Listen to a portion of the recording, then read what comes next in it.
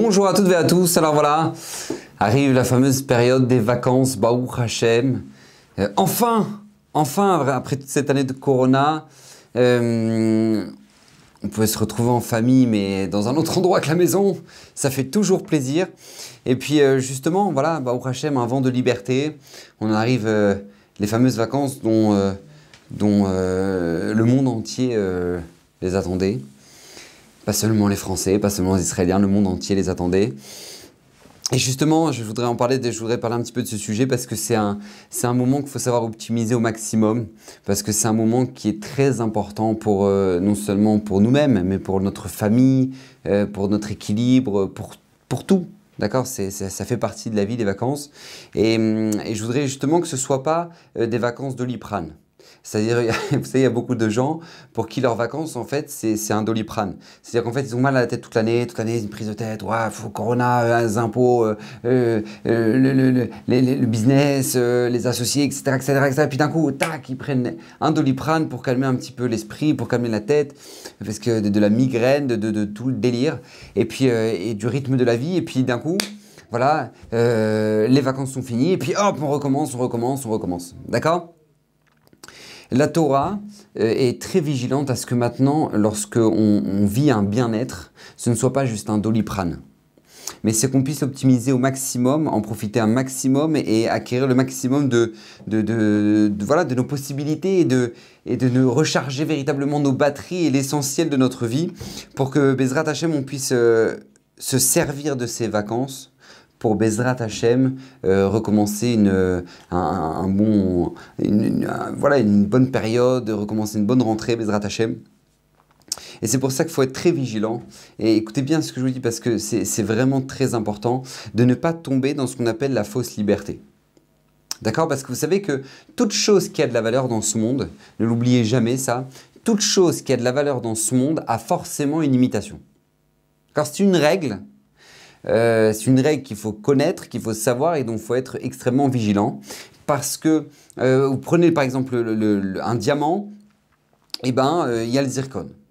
D'accord? Un diamant, il y a le zircon. Tu prends une montre Rolex, tu peux avoir la même en Chine pour 10 €. D'accord? Et je vous assure que tu ne fais pas la différence. Il faut les regarder de très près pour pouvoir faire la différence. Les gens de loin, ils voient une Rolex.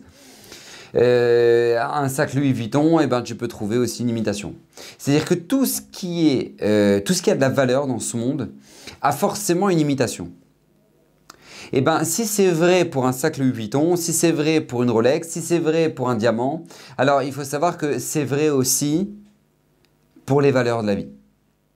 C'est vrai aussi pour les valeurs de la vie et vous savez que nous maintenant on nous vend des valeurs qui sont fausses, que la richesse c'est l'argent. Voilà, quand tu es riche, ça veut dire que tu as de l'argent. C'est pour ça que la Mishnah en Pirkei Avot nous dit Ezeu Ashir, Asamer Bechelko, celui qui est Ashir, celui qui a la richesse, celui qui est heureux de ce qu'il a. Parce qu'en fait, cette Mishnah là, elle vient nous rappeler un principe fondamental qui est que ne vous trompez pas dans les imitations. Ne tombez pas dans le piège de l'imitation. C'est-à-dire que la richesse, c'est pas l'argent, parce qu'il y a des gens qui sont extrêmement riches, mais qui sont d'une pauvreté incroyable au niveau de leur vie, au niveau de leur couple, au niveau de l'éducation de leurs enfants, au niveau de leur vie sociale, au niveau d'énormément de choses. Ils sont jaloux ils sont jaloux des autres parce qu'ils sentent qu'ils sont entourés de gens qui ne cherchent que des intérêts. Ils sentent que tout le monde essaie de leur prendre leur argent. Ils sentent que leur argent n'est jamais sûr parce que il peut toujours avoir un retournement de situation, une crise boursière, bref, ils sont dans un monde où maintenant ils sont persuadés qu'en fait, aux yeux des gens, ils sont appelés comme riches alors qu'ils se sentent profondément pauvres. D'accord? Donc il faut faire très attention parce que quand on dit, les gens ils disent « Ah ouais, lui, Blainara, il a la bracha ». Mais en fait, ça veut dire quoi pour les gens? Il a la bracha. La bracha pour les gens, c'est-à-dire il a de l'argent. Alors qu'il y a beaucoup d'argent qui ne sont pas une bracha pour leurs propriétaires. Parce que dû à cette richesse-là, ils vont détruire complètement l'éducation de leurs enfants, parce qu'ils ne vont pas les éduquer, ou parce qu'ils vont leur donner de l'argent et les enfants vont acheter de la drogue avec. D'accord? Donc cet argent n'a pas de bracha. Ils peuvent avoir beaucoup d'argent et puis avoir un yacht à Monaco, mais en attendant, leur femme ne leur parle pas, leurs enfants, ils ne parlent plus avec eux. Et il va avoir énormément de problèmes, d'accord? Donc il n'y a pas de bracha là-dedans. La bracha, c'est pas quand on a de l'argent, la bracha, c'est quand maintenant on a exactement ce qu'il nous faut au bon moment. D'accord? Ça s'appelle avoir la bracha, avoir ce qu'il nous faut au bon moment. Akadosh Baruch Hu, c'est lui qui gère et c'est lui qui nous dirige. À partir du moment où on sait que c'est lui qui nous dirige, c'est lui qui nous gère et c'est lui qui nous donne ce qu'il faut au bon moment, alors ça s'appelle avoir la bracha. D'accord? Donc, il ne faut pas se tromper. C'est la même chose pour le shalom. Les gens disent, ouais, ça, ah ouais, bon, bah ouais, bon, non, on a fait le shalom. Mais c'est quoi le shalom? Alors, le shalom, pour le monde entier, c'est quoi? Bah, c'est tout simplement le fait que, bah, voilà, tu fais ta vie, moi, je fais la mienne. On ne se parle pas, tant mieux. D'accord? Ce qui se passe entre les pays, d'accord? Hein, quand il fait un eskem shalom, un accord de paix, l'accord de paix qu'Israël, par exemple, a avec ses voisins aux alentours, c'est loin d'être ce que la Torah définit comme paix. Parce que c'est quoi? C'est la Jordanie, bon, vous faites votre vie, nous on fait la nôtre. L'Égypte, vous faites votre vie, nous on fait la nôtre. Et bref, tous les pays avec lesquels on a un accord de paix, c'est faites votre vie, on fait la nôtre. Mais un accord de paix qui est vraiment de la paix au sens simple de la Torah, c'est pas tu fais la tienne, je fais la mienne. C'est non, c'est Milachon Shilouv. C'est-à-dire que maintenant on est en accord. On est en accord l'un avec l'autre. C'est une association. C'est Shalva. Shalom, c'est Shalva. Shalva, c'est la plénitude, la tranquillité. C'est ça le Shalom.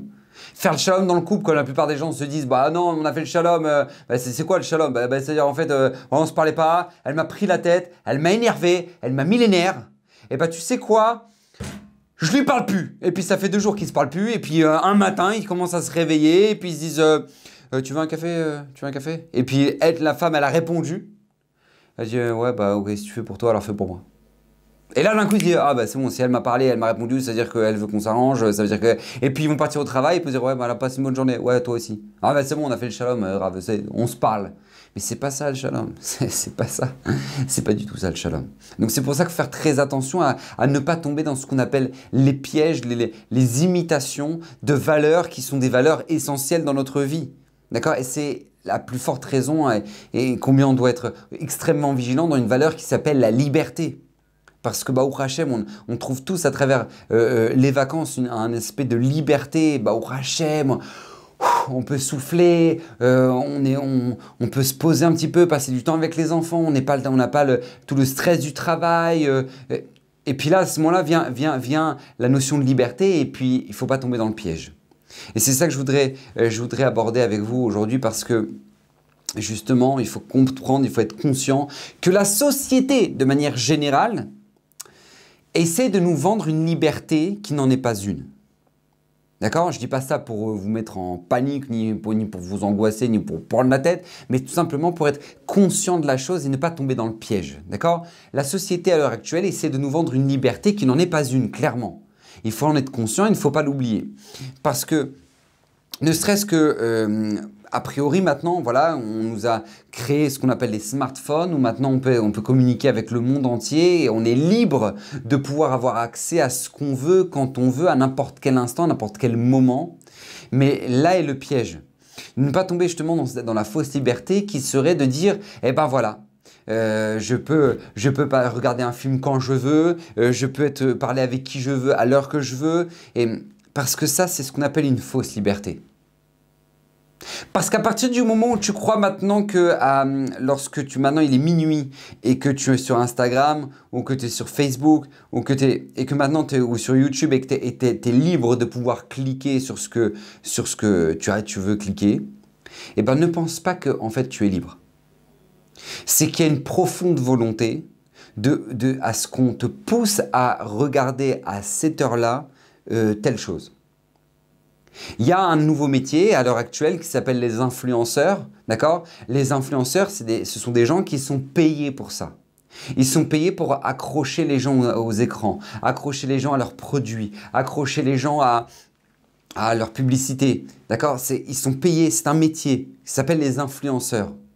Donc ne pense pas que lorsque maintenant toi tu dis « Ah là, Baruch Hashem, tu vois, là j'ai 2 minutes, là je vais pouvoir me poser un petit peu, regarder un petit peu les news sur mon téléphone. Les enfants, ne me prenez pas la tête, hein. Ne me prenez pas la tête. » Alors, ne tombe pas dans le piège de penser que là maintenant tu es libre de regarder ce que tu vas regarder, d'avoir pris ce temps-là. Non, non, on t'a poussé et on t'a même influencé à prendre ce temps-là et à te poser à regarder ce que tu vas regarder. Ne croyez pas un instant que ce matin, vous avez eu le choix d'allumer votre téléphone. Ne pensez pas ça. Ne pensez pas un instant que vous avez eu le choix d'allumer votre téléphone ce matin. C'est faux. Là, je vais même vous le prouver, c'est qu'il n'était pas éteint. Il est déjà allumé depuis hier soir. Pourquoi? Parce qu'on ne veut pas que tu l'éteignes, ton téléphone. On veut que tu sois sans arrêt en connexion avec. On veut que ce soit ton monde. On veut que ce soit ton monde. Et justement, il faut faire très très attention à ne pas tomber dans le piège. Vous savez, je l'ai déjà dit, il faut être conscient que pour se concentrer dans n'importe quel domaine, d'accord, que ce soit le chiour que vous êtes en train de regarder là, à l'heure actuelle, ou que ce soit une lecture que vous avez, ou une discussion avec quelqu'un, peu importe, pour se concentrer dans un domaine, il faut minimum 10 minutes. Or maintenant, les chiffres nous montrent qu'une personne regarde entre 110 et 150 fois son téléphone par jour. Donc tu enlèves 6 heures de sommeil, tu te retrouves à regarder le téléphone toutes les 7 à 9 minutes. Donc c'est-à-dire qu'en fait, tu penses que tu as pris le temps de réfléchir ou de te concentrer aujourd'hui dans ta journée. En fait, non, tu n'as pas eu le temps de réfléchir et de te concentrer. Parce qu'on a voulu absolument que maintenant ce soit le monde de l'impulsion. Que maintenant tu cliques, on te fasse ressentir que si tu appuies pas maintenant ou tu achètes pas l'offre maintenant et si jamais maintenant tu sautes pas sur l'occasion maintenant, tu as raté un instant. Tu as raté quelque chose. C'est le sentiment qu'on veut te faire, qu'on veut que tu aies là maintenant. Mais peu importe, hein, tu peux être à 10 h du soir dans ton téléphone et tu vois une promo qui apparaît et on te dit voilà, c'est les 2 dernières heures. Et ben on va te mettre un lahat, on va te mettre un stress. Pourquoi? Pour te dire attends, il faudrait que je les achète parce que c'est incroyable, c'est une occasion de balade. Je les ai vues dans le magasin, elles étaient à 200 €. Là maintenant, elles sont en promo, 170 €. Et maintenant, on va te mettre à 10 h du soir alors que tu n'es pas censé réfléchir à ce genre de choses là maintenant. On veut que tu sois comme si tu étais dans la rue, dans le magasin, devant une promo. Donc ne pense pas que maintenant, toi, tu as une liberté de dire « Oh non, je réfléchis ». Non, non, on veut justement nous empêcher toute réflexion. On veut lorsque tu penses que tu as un temps libre, on veut justement te prendre tes temps libres.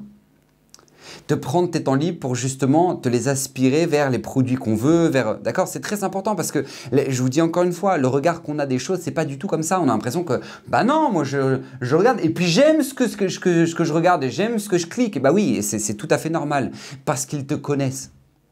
Facebook, Instagram, bref, les Google, ils savent exactement ce que tu veux, ce que tu souhaites, ce que tu recherches. Lorsque maintenant tu vas taper un mot sur Google, tu vas taper, je sais pas moi, vacances, d'accord? Et ben, si moi je tape vacances sur Google et que vous tapez vacances sur Google, et ben bizarrement, vous verrez que la proposition de la fin de la phrase ne sera pas la même.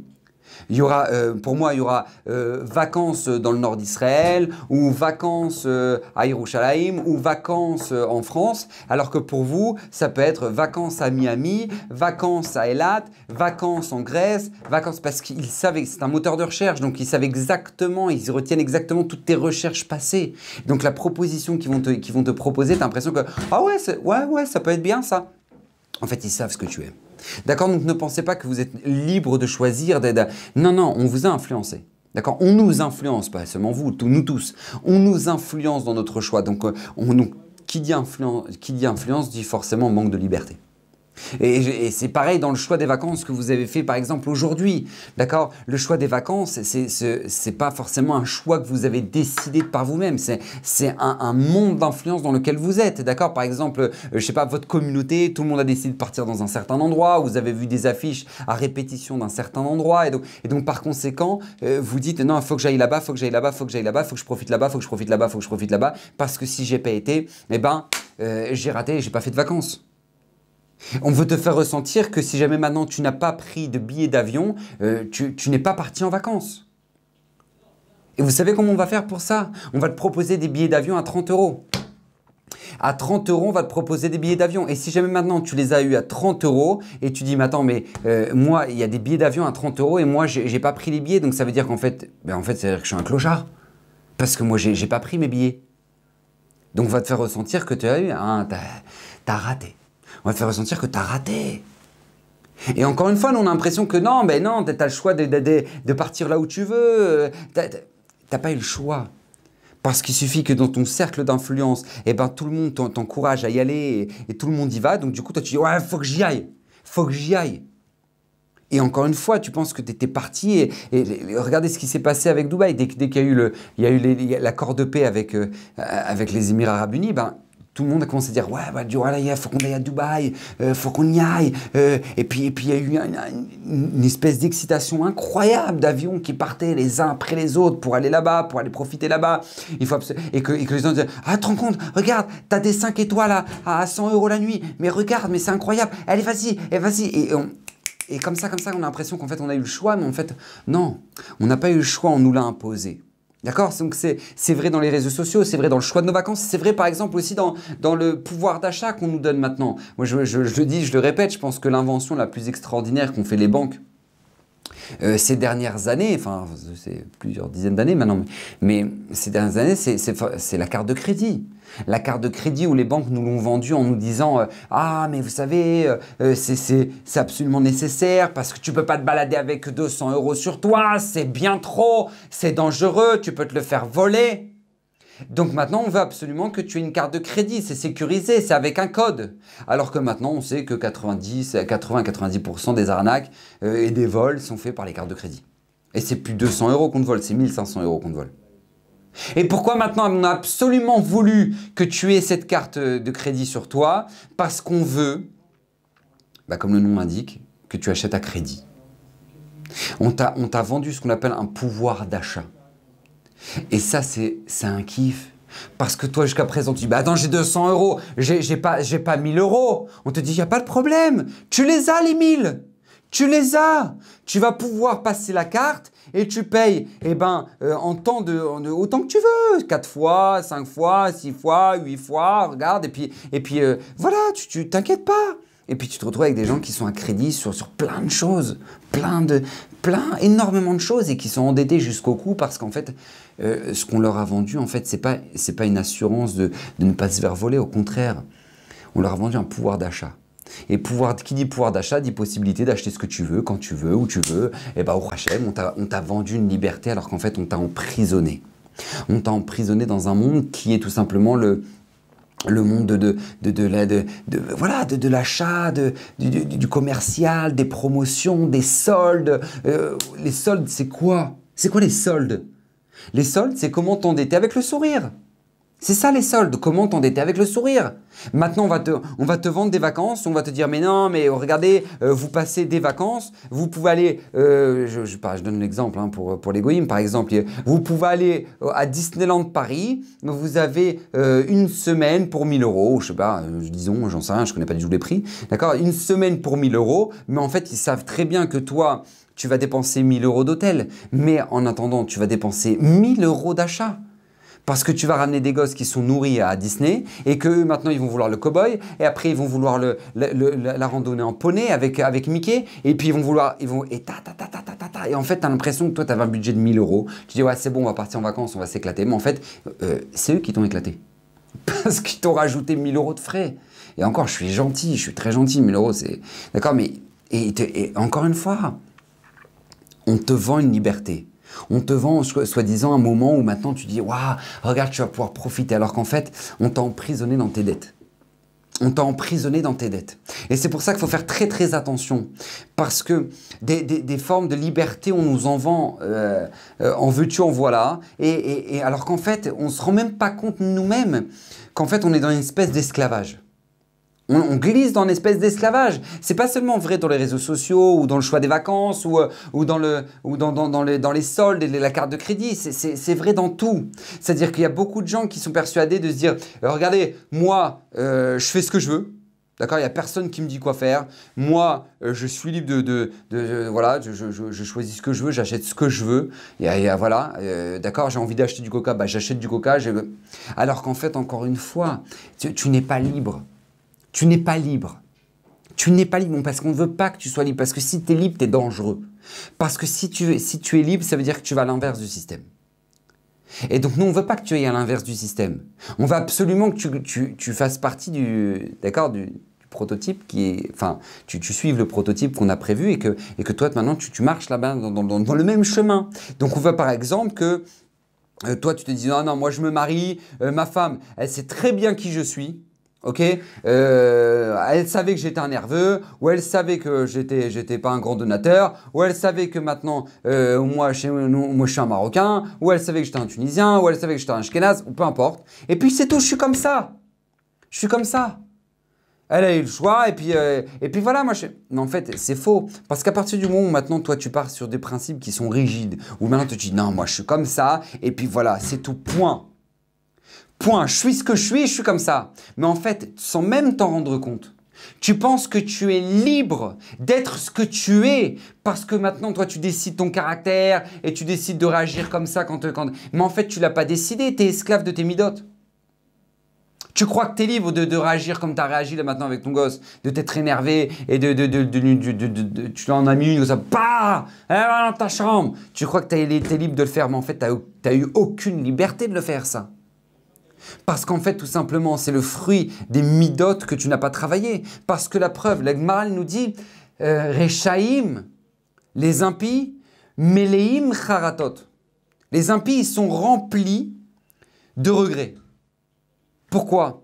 Parce que justement, ils sont persuadés que maintenant, eux, ils ont eu le choix de choisir ce qu'ils ont fait. Ils ont été libres d'arnaquer la personne au téléphone. Ils ont été libres d'arnaquer leurs clients. Ils ont été libres. Mais quand après, ils se tapent un procès, quand après, maintenant, ça se retourne contre eux, et ben d'un coup, ils se disent, ouah, purée, tu vois, je savais, mon cousin, il m'avait dit de pas le faire. Je savais, j'aurais jamais dû le faire. Et maintenant, j'ai ma femme, mes enfants. Et maintenant, comment je vais faire? Et maintenant, quelle image je donne à mes enfants que maintenant, je vais partir en tôle? Etc., etc. Et en fait, pourtant, ces gens-là, au moment où ils ont fait l'arnaque, au moment où ils ont embrouillé, et ben, ils étaient persuadés qu'ils étaient entièrement libres de le faire. Alors qu'en fait, ils étaient complètement emprisonnés de leur vice, de leur délire, ou peu importe, d'accord? Et dans dans n'importe quel détail. Parce que honnêtement, regardez, on sait tous, si on prend un petit peu de recul, on sait tous ce qu'on doit faire. On ne sait tous ce qu'on doit faire, mais on ne le fait pas. D'accord? Je donne un exemple. Tu as le choix entre boire du coca et boire de l'eau. Qu'est-ce qu'il faut faire? Eh bien, tout le monde sait qu'il faut boire de l'eau. Qu'est-ce que les gens font? La plus grande partie, ils boivent du coca. Tu as le choix entre... voilà, tu as ton réveil qui sonne. Ok, tu as ton réveil qui sonne. Faut se lever ou pas se lever? Alors, les gens ils vont dire, oui, il faut se lever. Tout le monde sait qu'il faut se lever. Mais que font les gens? Ils réteignent. Ils réteignent. Et c'est dans tout. Ta femme, elle te parle. Faut rester dans ton téléphone ou faut pas rester dans ton téléphone? Eh ben, faut pas rester dans ton téléphone. C'est certain, parce que ta femme, elle te parle, ou ton mari, il te parle. Donc, faut pas rester dans son téléphone. Mais que font les gens? Ils restent dans leur téléphone. Et la femme, elle est en train de leur parler, ou le mari, il est en train de parler, c'est quoi ça? Alors qu'ils savent très bien qu'il ne faut pas le faire. Et les conséquences, elles sont dans tout. Dans le Shalom Bayit, c'est le grand classique. La plupart des maris et des femmes, je suis persuadé qu'ils savent très bien comment il faut se comporter. Mais le problème, c'est qu'encore une fois, est-ce que tu es libre de te comporter comme il faudrait le faire? La femme, elle te fait une réflexion, ou le mari te fait une réflexion. Il faut répondre ou il faut se taire? Eh bien, il faut se taire. Tu le sais très bien, parce que si tu commences à répondre, après ça va commencer à chauffer, ça va s'embrouiller, le Shabbat il va commencer à partir en sucette complet. Donc tu sais, il faut se taire. Donc les gens le savent. Il ne faut pas répondre, calme-toi, prends ton calme, ne t'énerve pas. Donc tu le sais. Mais que font les gens? Ils s'énervent. Que font les gens? Ils s'énervent. Ton enfant, il a fait quelque chose de pas bien. Faut lui expliquer ou faut le fracasser? Bah tu sais, il faut lui expliquer, je sais Rav, non, faut prendre le temps, il faut lui expliquer, non, Rav, je sais, ouais, ok, d'accord, tu sais. Alors si tu le sais, pourquoi tu le fais pas? Parce qu'encore une fois, on sait ce qu'il faut faire, mais on n'est pas libre de le faire. Parce qu'encore une fois, nous, même si on pense qu'on est libre, on n'est pas libre, on est emprisonné dans nos traits de caractère, dans nos mauvaises midotes, et donc du coup, très très vite, vous savez, écoutez bien, Rav Steinman, Rav Steinman disait, la grande majorité de nos problèmes, plus de 90% de nos problèmes, c'est nous-mêmes qui nous les créons. C'est nous-mêmes qui nous les créons. On pense qu'on est libre alors qu'en fait, on s'enferme dans nos propres problèmes. On s'emprisonne dans nos propres problèmes. Tu te retrouves dans un endroit où maintenant, voilà, tu es en vacances, tu es à la montagne, ou je sais pas moi, tu es dans une ville balnéaire, ou tu es à l'hôtel, je sais pas où, ok? Maintenant, toi, tu as une copine qui t'a envoyé une photo de elle en Grèce, ou elle, ou je sais pas où, à Dubaï, elle, ou d'accord, peu importe. Et toi, t'as pas eu ces vacances. Toi, t'es voilà, là où t'es. Ok? Et puis là, tu regardes la photo, et puis tu dis, waouh, purée, elle a de la chance. Ouais, elle, au moins, elle a des vacances. Elle, au moins. Eh ben, tu sais ce que tu as fait quand tu as fait un truc pareil? Tu t'es pourri tes vacances tout seul. Parce qu'au lieu de profiter de l'instant que toi, tu es en train de vivre, et d'en profiter au max, tu es en train de regarder ce que les autres font. Donc en fait, tu as une possibilité extraordinaire de profiter. Mais au lieu de profiter, tu dis, ah non, t'as vu, bah eux au moins ils sont à l'hôtel, nous on est en train de se galérer avec nos boîtes de thon là. Ah non, bah tu vois, eux au moins ils ont un beau paysage, nous il fait que de pleuvoir. Ah tu vois, eux. Et tu vas commencer à critiquer. Alors qu'en fait, c'est toi-même qui t'es créé cette galère là. Parce que tu as commencé à regarder où est-ce que étaient les gens. Tu as commencé à t'intéresser. Et tu fais partie de groupes où maintenant tout le monde partage leurs vacances alors que toi, t'es à la ramasse, tu pars pas en vacances. Et c'est comme ça, la médecine, elle est comme ça. Il dit Rav Steinman, 90% de nos problèmes, c'est nous-mêmes qui nous les créons. Comment tu t'es retrouvé endetté comme tu l'es maintenant? Comment? Parce qu'encore une fois, tu vis au-delà de tes moyens. Mais pourquoi tu vis au-delà de tes moyens? Pas parce que maintenant Hachem ne te donne pas ce qu'il faut. Hachem, il te donne ce qu'il faut. Mais pourquoi tu vis au-delà de tes moyens? Pour la simple et bonne raison que, eh ben, tu te dis, mais non, mais moi je suis obligé de me payer ces vacances, mais moi je suis obligé de m'acheter ça, et puis mon téléphone il devient fatigué, et puis je suis obligé, et puis tu te crées des besoins, Vous savez, le Chovot Alevavot, il nous dit, il n'existe pas un homme qu'Akadosh Baruch Hu ne lui donne pas exactement ce dont il a besoin pour vivre. Akadosh Baruch Hu, il donne à chacun ce dont il a besoin. Mais le problème, il est qu'on vit au-delà de nos moyens. On est persuadé qu'Akadosh Baruch Hu, ben, il nous a oubliés, et puis il nous donne pas ce qu'il faut, et puis on n'a pas la bracha, et puis... Alors que c'est faux, tu l'as la bracha, tu as tout ce qu'il te faut, mais le problème c'est que tu dépenses bien plus que ce qu'il faudrait. Pareil, tu te plains de ta santé, tu te plains que tu es fatigué, tu te plains, et tu montes un escalier, tu respires comme un mammouth. Arrête de fumer. Arrête de fumer, pourquoi tu fumes comme ça? Parce que tu fumes, donc par conséquent, tu respires comme un mammouth quand tu veux monter les escaliers. Donc toi-même, encore une fois, tu t'es rentré dans tes galères. Comment ça se fait que maintenant tu dis « Ah, je me sens pas bien, je me sens ballonné, et puis j'ai trop mangé, et puis je suis en surpoids, et puis mon pantalon il craque, et puis voilà, et puis mes chemises, et puis regardez, mes boutons ils vont craquer, et puis qu'est-ce qui se passe? Comment tu t'es retrouvé comme ça? Parce que tu as trop mangé, mais arrête de manger. Ah non mais grave, facile de dire, mais c'est pas facile à réaliser, etc. Mais en fait, je vous le dis, plus de 90% de nos problèmes, c'est nous-mêmes qui nous les créons. Et pourtant, on est chacun d'entre nous persuadé qu'on est libre. On est libre d'avoir choisi ce qu'on a choisi. Alors qu'en fait, on s'est nous-mêmes rentrés dans des galères. Et c'est pour ça qu'il faut faire très très attention parce que dans tous les domaines, il y a cette espèce de piège dans lequel il ne faut pas tomber. Il y a la prison mentale. Il y a des gens pour qui maintenant, ils sont persuadés que personne ne les aime. Ils sont persuadés que tout le monde les jalouse. Ou ils sont persuadés que tout le monde, qu'eux, ils n'ont jamais de chance alors que les autres, ils ont plus de chance. Alors que ces gens-là, ils sont tout seuls et que tout le monde les aime et que tout le monde, voilà, et leur fait des sourires. Et, ah non, je sais très bien s'il me fait des sourires parce qu'il y en a un intérêt, ou c'est parce que c'est un hypocrite, ou c'est parce que... Alors qu'en fait, bah, au Hachem, le monde est beau. Mais non, on va se persuader que le monde n'est pas beau, et puis voilà, on va rester là-dedans en se disant, ouais, de toute façon, moi, j'ai pas eu de chance avec ma belle-mère, et puis, et moi, ma belle-mère, c'est une folle, et puis, elle comprend rien, et puis, de toute façon, le monde est complètement fou, et puis, de toute façon, avec le vaccin, on veut tous nous empoisonner, et puis on glisse dans cette prison-là, qui détruit notre quotidien, qui pourrait être tellement merveilleux, et qu'on pourrait être tellement libre, alors qu'en fait, on s'emprisonne tout seul. Et c'est pour ça qu'il faut faire très attention, parce que vous savez, il y a des gens pour qui maintenant leur quotidien est une prison, leur relationnel est une prison, leur couple est une prison, leurs amis est une prison parce que leurs amis, ben, ils se réalisent et puis ils réussissent leur vie bien mieux que nous. Alors qu'en fait, c'est pas vrai. Ce n'est qu'une imagination, mais encore une fois, c'est de la prison mentale. Et donc en fait, justement, on pourrait être tellement libre, tellement avoir une vie qui est tellement belle, tellement merveilleuse, mais qu'en fait, on ne se la permet pas. On ne se le permet pas. Il y a des gens qui traînent leur passé. Ils traînent leur passé, ce qu'ils ont vécu, et leurs parents, et les gens qui ont abusé d'eux. Mais je vous dis une chose, n'oubliez jamais cette règle. Sachez que le plus grand ennemi qu'on peut avoir dans notre vie, c'est nous-mêmes. Le plus grand ennemi qu'on peut avoir chez nous, c'est nous-mêmes. Parce qu'encore une fois, on ne doit pas laisser notre passé nous utiliser. On doit nous-mêmes utiliser notre passé. On ne doit pas laisser notre passé nous utiliser, mais on doit utiliser notre passé. Moshe Rabbeinu est devenu Moshe Rabbeinu. Vous savez pourquoi? Parce que Moshe Rabbeinu a grandi dans le palais de Paro, nous dit le Ramban. Et c'est parce qu'il a grandi dans le palais de Paro qu'il est devenu Moshe Rabbeinu. Parce qu'avec le vécu qu'il a eu, avec les épreuves qu'il a eues, quand il a vu ce que c'était qu'un homme qui était orgueilleux, qui était tellement orgueilleux qu'il se prenait pour Dieu, et bien c'est lorsqu'il a vu ça qu'il s'est dit « Mais moi, je ne veux pas ça dans ma vie. Je ne veux pas ça dans ma vie. Je veux exactement l'inverse. » Et il va devenir « Vaïsh Moshe Anav Mikoladama Shalpen Adama ». Et l'homme Moshe est modeste plus que tous les hommes qui existent sur cette planète. Plus que tous les hommes qui existent sur cette planète. Et Moshe s'est servi de son passé. Il n'a pas laissé son passé l'utiliser.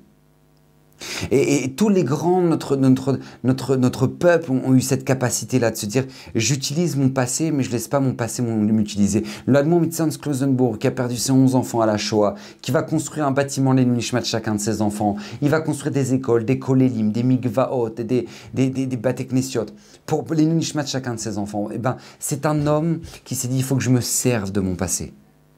Il faut que je me serve de mon passé. Je ne dois pas être prisonnier de ce que j'ai vécu à Auschwitz. Il ne faut pas que je sois prisonnier de ce que les nazis, de ce que les nazis m'ont fait, parce qu'à partir du moment où maintenant je me sens prisonnier de eux, eh ben je finis leur travail.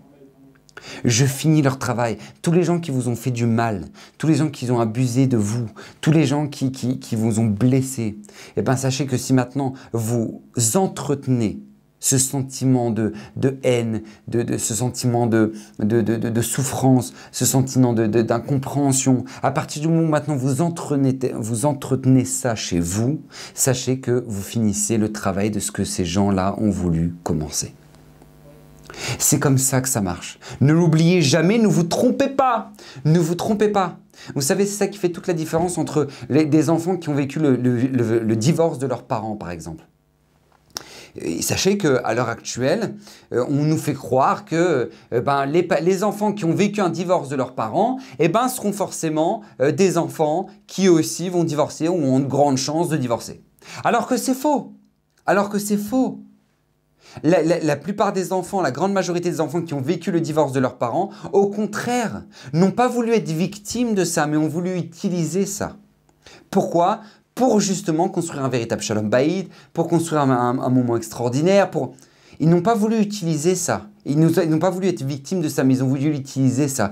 Construire une belle maison, construire un vrai couple et apprendre pour pas que leurs enfants soient victimes de ce qu'eux-mêmes ont été victimes. Et c'est tellement important. Et combien d'enfants qui ont vécu la pauvreté chez eux? Vous savez, par exemple, aux États-Unis, il y a plus de 60%, 60 à 70% des plus grandes fortunes aux États-Unis, enfin en tout cas de l'Amérique du Nord, sont des gens qui sont des immigrés ou des fils d'immigrés. 60 à 70% des plus grandes fortunes en Amérique du Nord sont des immigrés ou des fils d'immigrés. Pourquoi? Parce qu'ils ont connu la souffrance, la difficulté financière, les épreuves et ils se sont tapés pour justement réaliser quelque chose, se dire j'y vais, si moi je le fais pas, il n'y a personne qui le fera, il faut que je m'en sorte et ils ont réalisé ce qu'ils ont réalisé. Et ils ont eu des fortunes colossales. Pourquoi? Parce que justement ils se sont dit mais je ne peux pas profiter sur ce que mes parents ont parce que moi de toute façon ils n'ont rien. Ou moi j'ai rien. Et donc du coup, ils ont tout commencé, ils se sont tapés, ils ont fait ce qu'ils pouvaient et puis ils sont devenus ce qu'ils sont devenus. Parce qu'encore une fois, ils se sont dit, je ne veux pas être victime de mon passé, je ne veux pas être prisonnier de mon passé, mais au contraire, je veux m'en servir et je ne veux pas être prisonnier de l'état d'esprit de beaucoup de gens, de se dire, ah bah c'est tout, et toi t'as pas eu de bol dans ta vie, et puis voilà, et puis c'est comme ça, et puis voilà, ça c'est ta vie et débrouille-toi avec. Non, non, non, ils se sont dit, non, non, moi je vais gérer ma vie. Et pourquoi je vous dis ça? Parce que je me suis éparpillé un peu dans tous les domaines pour vous faire comprendre que dans tous les domaines, que ce soit les réseaux sociaux, que ce soit dans nos achats, que ce soit dans notre état d'esprit, que ce soit dans le relationnel avec les autres, que dans tous les domaines, en fait, on vit une espèce de prison personnelle. C'est à nous de nous connaître. Et ça, c'est très important ce que je vous dis maintenant parce que c'est à nous de nous connaître. On doit apprendre à savoir quelle est notre prison personnelle. Parce qu'écoutez bien ce que je vais vous dire. Écoutez bien, ça valait la peine tout ce chiour juste pour cette phrase-là. Parce que tant que tu es en prison, tu n'es pas libre. Eh oui! Ça a l'air bateau, c'est très bateau ce que je vous dis. Mais tant que maintenant tu es en prison, tu n'es pas libre.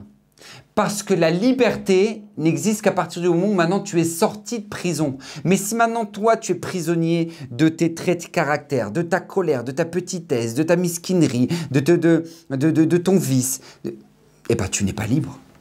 À partir du moment où maintenant toi tu es prisonnier de, je sais pas moi, de tes téléphones, de l'addiction, des films Hachem Irachem, eh ben à partir du moment où maintenant toi tu es prisonnier de cette chose-là, ne pense pas que tu es libre. Au contraire, tu es prisonnier. Combien je vois de jeunes qui me disent « Mais Rab, j'aimerais tellement me débarrasser de ces mauvaises pensées, voir une femme pour ce qu'elle est, mais pas pour ce qu'elle représente. » Et je vous dis, ces jeunes-là sont prisonniers de ce qu'ils sont. Prisonniers de ce qu'ils sont. Véritablement. Remplis. Peut-être que toi aussi, tu as réfléchi. Peut-être ta prison, c'est ta négativité. De regarder tout en mal. De voir le mal partout. De voir le mal chez tout le monde. C'est une forme de prison, ça aussi. Donc toi, tu dois faire très attention de traiter le problème, de te connaître. Parce que quel intérêt maintenant d'être en prison et de dire « Allez, Bezrat Hachem, on va passer des belles vacances. Hein. » Comment tu peux passer des vacances merveilleuses? Comment tu peux passer des vacances qui soient extraordinaires dans ta vie à partir du moment où maintenant tu sais très bien que… Je vous donne un exemple. Les gens, ils vont en vacances. En fait, ils sont persuadés que maintenant, ils vont passer un moment familial alors qu'ils ne voient pas leurs enfants de toutes les vacances. Pourquoi? Parce que lui, il est au mini-club, parce que lui, il est à la piscine, et pendant que madame, elle est partie en train de faire quelque chose. Et en fait, ils sont persuadés qu'ils ont passé des vacances familiales, alors qu'en fait, c'était pas du tout familial. Chacun était dans son coin, en train de faire sa vie. Et puis après, le soir, ils ont vu les enfants rentrer. Ça va les enfants? Ouais, ça va, vous avez passé une bonne journée, c'était bien? Ouais, vous êtes éclatés? Vous êtes bien dépensés? Allez, bonne nuit, à demain! Et puis le lendemain, ils ne se voient pas. Et puis après, qu'est-ce qui se passe? La rentrée, il y a à nouveau la rentrée. Et puis la rentrée, c'est le stress, voilà, c'est l'école, c'est la reprise, Et en fait, ils sont persuadés que ils étaient en vacances et puis ils se sont posés et puis ils étaient libres alors qu'en fait, ils n'étaient pas libres du tout. Parce qu'ils étaient dans leur téléphone, parce qu'ils étaient devant leur télé, devant leur émission, devant leur match, devant leur… Et puis en fait, ils se sont pas vus en fait. En fait, ils se sont pas vus. Vous savez, il y a un jeune, il est venu me voir, il m'a dit que Vodarav, est-ce que la Torah interdit de fumer des joints? Est-ce que la Torah nous interdit de fumer des joints? Alors je lui dis, regarde, il y a deux choses. Il y a le point halachique, d'accord, au niveau de la halacha, et puis il y a le point de la hashkafa. C'est-à-dire, il y a la halacha, la loi pure et dure, et puis, il y a l'état d'esprit. Eh bien, je lui ai dit, moi, je voudrais surtout te faire comprendre, pas seulement la halakha, parce que je pense que la halakha, c'est, tu le sais que la Torah n'est pas du tout pour et interdit le fait de fumer des joints, mais ce que je voudrais surtout, c'est te faire glisser sur la notion de l'état d'esprit que la Torah attend de nous. Parce qu'en fait, quand la Torah te dit, éloigne-toi de ça, ou t'interdit ça, c'est pas que la Torah veut te priver de bonheur. C'est qu'au contraire, la Torah veut te priver d'un emprisonnement. Veut t'éloigner d'un emprisonnement plutôt. Elle veut t'éloigner d'un emprisonnement parce qu'à partir du moment où maintenant, toi, tu as une recherche du bonheur de l'instant présent, eh bien sache que ce sera ta souffrance de demain. Retenez cette règle. Le bonheur de l'instant présent sera ta souffrance de demain. Tu veux boire du coca? Il n'y a pas de problème. Bonheur de l'instant présent, souffrance de demain. Surpoids, tension, diabète, etc. D'accord? Tu dis, bon allez, non, moi j'aime bien jouer aux cartes, j'aime bien jouer au poker, casino, etc. Ok, il n'y a pas de problème. Tu sais quoi? Bonheur de l'instant présent sera ta souffrance de demain. Sera ta souffrance de demain. Tu veux fumer? Ton bonheur de l'instant présent sera ta souffrance de demain. Tes enfants rentrent à la maison et puis ils font plein de bruit et puis ils courent dans l'appart et puis toi tu dis, y en a marre, calmez-vous, c'est pas possible. Et puis tu leur donnes la tablette pour qu'ils regardent la maison du Mickey ou pour qu'ils regardent peu importe ce qu'ils vont regarder. Et puis là qu'est-ce qui se passe? Tu dis, non, voilà, je veux du calme. Les enfants, Je veux du calme. Bonheur de l'instant présent sera ta souffrance de demain. Parce qu'après, à l'âge de 16 ans, ça fait des enfants qui sont complètement ancrés dans les écrans. Mis à part que maintenant, ils se sont rendus compte que ça détruit complètement la jeunesse, complètement les enfants. Il y a un médecin qui est venu me voir à la fin d'une conférence, là, quand j'étais à Paris, il est venu me voir, il m'a dit, sachez qu'on a fait une nouvelle génération de déchets. Comme ça, il m'a dit, c'était son terme. On a fait une nouvelle génération de déchets. Parce que quand je vois maintenant ce qui se passe dans le monde des écrans, et que maintenant, on en arrive à ce que maintenant, il y a des enfants qui deviennent autistes, alors qu'ils sont nés complètement normaux. Mais ils développent un autisme dû aux écrans. Parce qu'ils sont complètement, ils sont incapables de parler en communauté, ils ne comprennent plus, le prof il parle, ils sont plus là, parce qu'ils voient que des images, ils voient et puis là, ils ne comprennent pas que le prof il leur parle, et ils développent un autisme. Mais qu'est-ce qui s'est passé comment tu as pu leur donner ça? Parce qu'en fait, bonheur de l'instant présent, souffrance de demain. Parce qu'après, il faut les sevrer, ces enfants-là. Après, il faut les séparer, parce que sinon, après, à l'âge de 16 ans, ça fait des enfants qui sont complètement addicts au téléphone. Et puis, tu as des parents qui disent « Mais c'est pas possible, on peut parler avec eux, ils sont toute la journée dans leurs écrans, qu'est-ce qu'on peut faire? Voix d'arabe, aidez-nous » Alors qu'en fait, lorsqu'ils étaient jeunes, tu as choisi le bonheur de l'instant présent, qui allait être une souffrance de demain.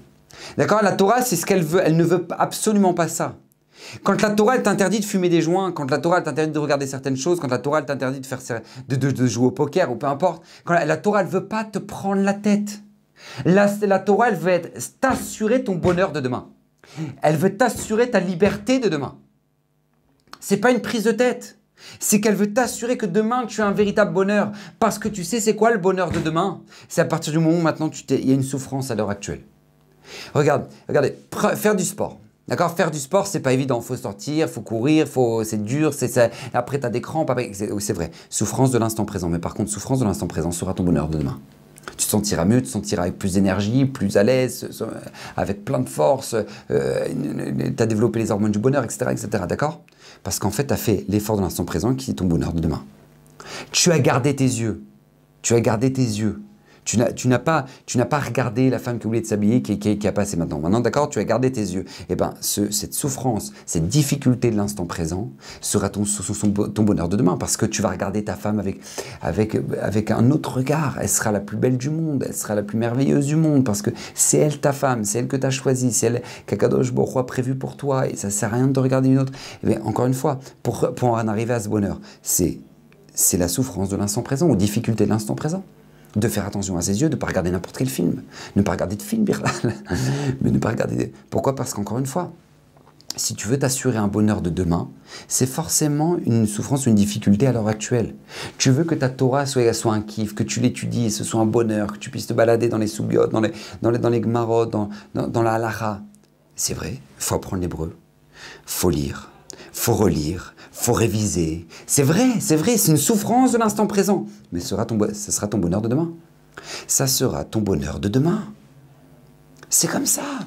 Ta femme, elle t'a dit un mot qui t'a pas plu. Voilà, c'était le mot qu'il fallait pas dire.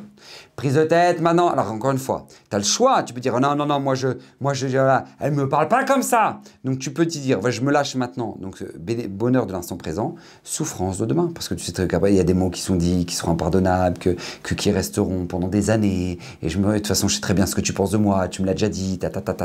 Alors pourquoi? Parce qu'encore une fois, tu as cherché le bonheur dans l'instant présent, de te lâcher, de faire ce que tu voulais. N'oublie pas, si tu prends sur toi, tu te tais, tu ne réponds pas, tu calmes l'ambiance, c'est pas facile, c'est vrai, c'est dur. Mais cette souffrance de l'instant présent sera ton bonheur de demain. Ça sera ton bonheur de demain, ne l'oublie pas. Parce que c'est comme ça qu'on construit une vie. Qu'on ne nous vende pas une fausse liberté. La liberté, ça s'acquiert. C'est pas quelque chose qui est inné, qui est quelque chose qui est comme ça, qu'on te vend comme ça. Non, une liberté, ça s'achète, ça se crée. Ça se crée. La Torah nous dit Altikre charut et la cherut.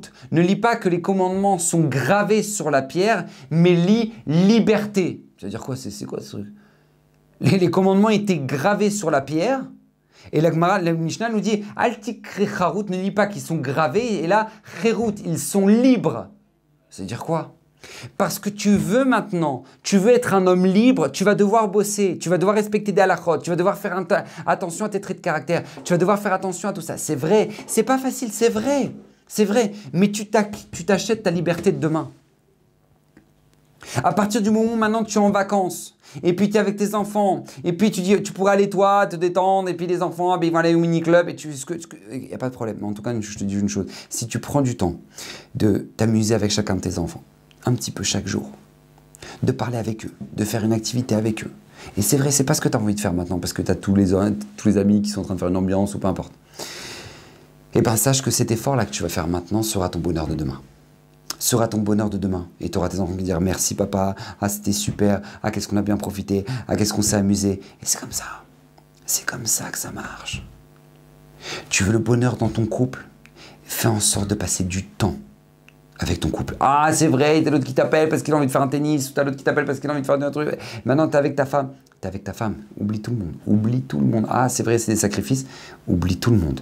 Parce qu'à partir du moment où maintenant tu vas faire cet effort-là, eh ben, cet effort de l'instant présent sera ton bonheur de demain. Sera ta liberté de demain. C'est tellement important que ce que je vous dis, c'est vital. Parce que si à l'heure actuelle, on nous vend qu'on peut tout faire, dans la société qu'on nous vend, qu'on vit à l'heure actuelle, on te dit mais tu peux tout faire, t'es libre, détends-toi. Regardez, il n'y a pas une chose qu'on ne peut pas s'acheter. Parce que tu peux l'acheter à crédit. Il n'y a pas un endroit où tu ne peux pas aller parce que tu peux t'acheter des billets quand ils ne sont pas chers. Il n'y a pas un endroit, il n'y a pas je sais pas moi, un habit que tu ne peux pas t'acheter. Pourquoi? Parce que tu peux te l'acheter encore à crédit. Ou si jamais maintenant c'est trop cher, tu peux t'acheter ce qui ressemble. Encore une fois, il n'y a rien matériellement. On n'a plus de frein. Nous sommes complètement libres dans la vie que nous avons à l'heure actuelle. Mais en fait, ne pas tomber dans le piège de cette liberté qu'on nous dit, mais regardez, t'es libre, t'es libre, t'es libre, t'es libre, t'es libre. Et les goïms sont persuadés qu'ils sont tous libres de faire ce qu'ils veulent, quand ils veulent, où ils veulent, avec qui ils veulent. Et en fait, on en arrive à une dépression totale, à un taux de suicide qui a explosé complètement, complètement. Alors qu'en fait, c'est pas du tout logique. Parce que si maintenant le monde entier court vers le bonheur, le monde entier court vers la liberté, comment est-ce possible qu'on atteint exactement l'inverse? Comment est-ce possible qu'à l'heure actuelle, on atteint exactement l'inverse de la liberté? Alors qu'on nous vend que ça, et on nous fait croire que ça. Et tu vas voir les pubs pour des vacances ou sur le bord de la plage, en train de marcher avec les enfants, etc. Alors qu'en fait, cette photo-là du père et de la mère avec l'enfant, en fait, c'est une famille recomposée, etc., etc. Et qu'on te fait croire une liberté, alors qu'en fait, c'est un enfer. Pourquoi ça? Parce qu'encore une fois, on nous vend que tu vas avoir la liberté, t'inquiète pas, on va te la proposer, on va te la vendre, on va te la vendre. Alors qu'en fait, ça, c'est un mensonge. C'est un mensonge. Tu veux une vraie liberté, tu veux un vrai bonheur intense, un vrai bonheur de vie, un vrai bonheur de... Eh ben, c'est un instant que tu as construit. C'est un instant que tu t'es investi. C'est un instant que tu t'es dit, je peux pas, je veux être heureux. Eh ben, je vais m'investir là-dedans. Je vais m'investir dans mon couple. Je vais m'investir dans mes enfants. Je vais m'investir dans mes vacances. Oui, parce qu'il ne faut pas se laisser traîner dans les vacances. Il faut absolument se prendre en main et dire, comment je peux faire pour que maintenant ces vacances soient extraordinaires et que maintenant, je n'ai pas juste passé des vacances et puis mes enfants, ils ont passé leurs vacances et puis on ne s'est pas vu. Non, non, non. Construire. Construire. Passer un moment et que mes enfants ils puissent dire « Ah, c'est un moment extraordinaire. Ah, c'est un moment magique. Ah, c'est un moment où on a bien profité. Ah, c'est un moment où on a kiffé. » Voilà, ça doit être des vacances. Parce que tu dois te dire, voilà, j'avais une liberté dans mes mains, et ben je l'ai amortie. Je me suis dit, voilà, j'ai construit. Je l'ai construit, ma liberté. C'est pas pour rien que Akadosh Baruch Hu, lorsqu'il nous a sortis d'Égypte, il nous a sortis d'Égypte et direct après, il nous a ramenés devant Matan Torah. Pourquoi? T'es libre. Et Allah, sur le bord du Nil, tranquille, pépérouche, je sais pas. Non, Akadosh Baruch Hu dit liberté directe, Torah. Pourquoi? Parce que tu veux une liberté, regarde ce que la Torah en pense de la liberté. Regarde ce que la Torah te dit en tant que liberté. Parce que toi, tu penses que maintenant, tu es libre de gagner autant d'argent que tu veux. Mais réfléchis, peut-être que tu gagnes énormément d'argent, c'est vrai. Mais ça dépend de ta famille. Ça dépend de ton couple. Ça dépend de tes enfants. Et c'est pour ça que là, tu dois dire, ah, wow, non, c'est pas bon là. C'est pas bon. C'est pas bon du tout. Non, non, non, non, non, c'est pas ça qu'il faut. C'est pas ça qu'il faut. Je veux absolument que ce soit l'essentiel avant. Et comment tu peux mettre l'essentiel avant à partir du moment où maintenant tu es clair? Tu es clair. Mais comment tu peux te permettre d'être clair à partir du moment où maintenant tu regardes ce que la Torah en pense? Vous savez, je vais vous dire une chose. Mon frère, il est médecin, il était interne à Paris aux urgences, et puis un monsieur qui arrive aux urgences avec un paquet de mouchoirs comme ça sur son visage. Un paquet de mouchoirs sur le visage. Il était en sang. Et là, mon frère lui pose la question, il dit « Mais qu'est-ce que vous avez, monsieur, qui s'est passé ?» Alors en fait, qu'est-ce qu'il a fait ce monsieur? Il a pris une scie circulaire, c'est-à-dire qu'en fait, vous savez ce qui sert à couper les planches? Et bien en fait, lui, il a utilisé la scie circulaire, mais en fait, au lieu de l'utiliser comme ça, il a pris à l'envers, il l'a utilisé comme ça. Il est arrivé au bout de la planche, zip, pouf. Et la scie circulaire, elle a sauté dans le visage. Et en fait, il s'est coupé la face en deux. Il m'a dit, mon frère, c'était un bouquin d'anatomie. C'était dingue, il s'est coupé la face en deux. Maintenant, moi, je vous pose la question. Il n'y a pas une notice pour une Black & Decker. Bien sûr qu'il y a une notice pour une Black & Decker. Ne pas mettre tes pieds en dessous, mettre des lunettes, la tenir comme ça, faire attention à la prise, etc. etc. Parce que c'est un objet dangereux. Donc, tu es obligé d'avoir une notice. Eh bien, si tu as une notice pour une Black & Decker, il n'y a pas de notice pour une vie, il n'y a pas de notice pour la vie. Alors, qu'est-ce qu'ils disent les gens? Qu'est-ce qu'il a dû se dire, ce monsieur-là, qui s'est pris la scie circulaire en pleine face? Qu'est-ce qu'il s'est dit? Il s'est dit, oh, ça va, hein. Attendez, moi, je sais, je gère. Je sais très bien ce que je fais. J'ai besoin de personne, je gère. Eh bien, il n'y a pas de problème. Tu gères. Juste ne viens pas pleurer à la fin. Parce que tu penses que tu es libre de l'utiliser comme tu veux. Mais en fait, c'est faux. C'est une fausse liberté. Parce que tu n'es pas libre de l'utiliser comme tu veux. Tu n'es pas libre. Parce que tant que tu n'as pas lu la notice, tant que tu n'as pas fait gaffe, tu n'es pas libre parce que l'utilisation, elle sera faussée. Et bien, c'est la même chose dans la vie. On te vend une liberté, détends-toi, vas-y, kiffe. Alors qu'en fait, cette liberté, elle amène à des divorces, elle amène à des dépressions. Comment c'est possible? Réponse, parce qu'on n'a pas lu la notice de la vie. Mais la notice de la vie, c'est quoi? Ben, c'est la Torah. La notice de la vie, c'est notre Torah Kdosha.